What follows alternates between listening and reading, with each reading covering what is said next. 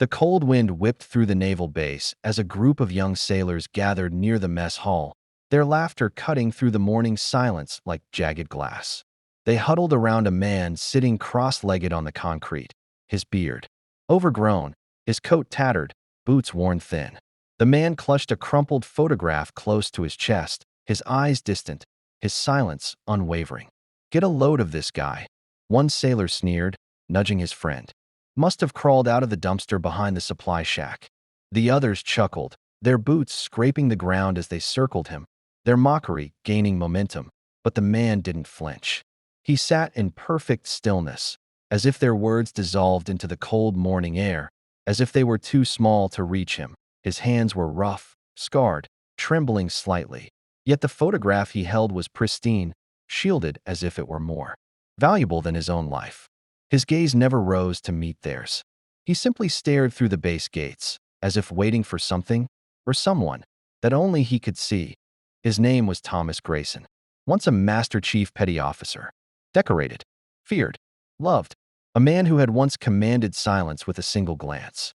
A man who had disappeared from the records, swallowed by grief and time. Years ago, Thomas had returned from his final deployment to a house that no longer echoed with his daughter's laughter. Emily, his only child, had perished in a car accident. Just weeks before his arrival, he had held her toys in trembling hands, wandered through the quiet hallways of a home that no longer felt like his.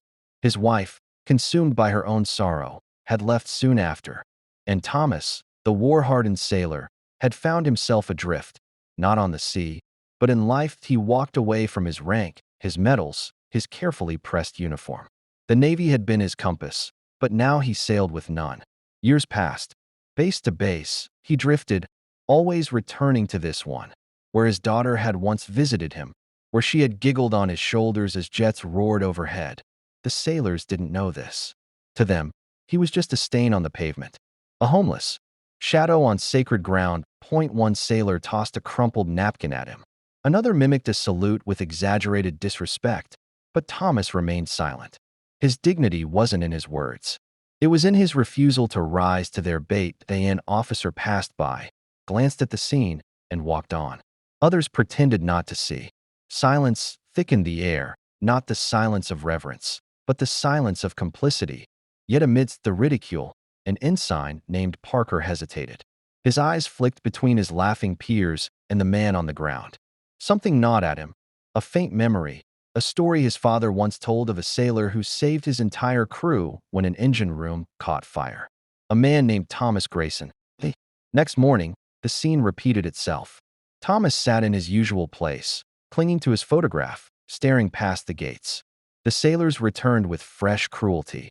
But then the crowd hushed as a black sedan rolled onto the base, its polished surface glinting under the sun. The door opened, and Admiral Richard Hale stepped out, his gait measured, his face unreadable. Without a word, he approached Thomas, the weight of his authority trailing behind him. The young sailors stiffened. Some muttered under their breath. None moved. The Admiral stopped before Thomas. For a moment, he simply looked at him, truly looked at him, as if peeling back the layers of grime and silence to the man beneath. Slowly, the Admiral removed his hat and held it against his chest. "Permission to sit with you, Master Chief?" he asked, his voice soft, steady.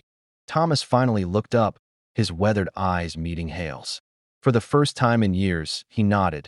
The sailors watched, their arrogance crumbling, as the Admiral, the highest authority on the base, lowered himself to the cold concrete and sat beside the man they had scorned. They sat in silence.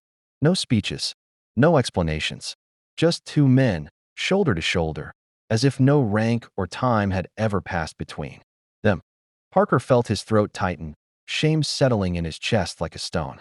He stepped forward, removed his own cover, and stood at attention. One by one, the others followed. Hats came off, spines straightened, not out of obligation, but out of something they finally recognized. Respect. The base fell quiet.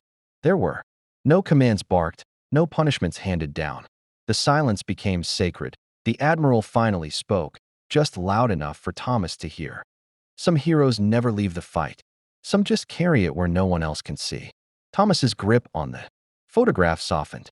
His daughter's smiling face stared back at him, forever 8 years old. She loved this base, Thomas whispered, his voice cracking like an old sail.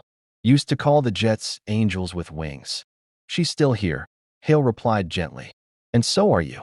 The next day, a bench appeared near the base gates, freshly painted, a brass plaque mounted to its backrest, in honor of Master Chief Thomas Grayson, a silent guardian, a father, a sailor, always present. They never saw him again. But the sailors would pause by that bench, some sitting, some standing, in quiet reflection. The laughter that once echoed in mockery was replaced by stories. Stories of Thomas, of his sacrifice, of the weight he carried when no one else could. Some heroes shout their victories. Others, they sit in silence, and the world learns to listen. If this story touched you, let us know where you're watching from and what you took away from it. For more untold stories of silent heroes, subscribe and join us on this journey.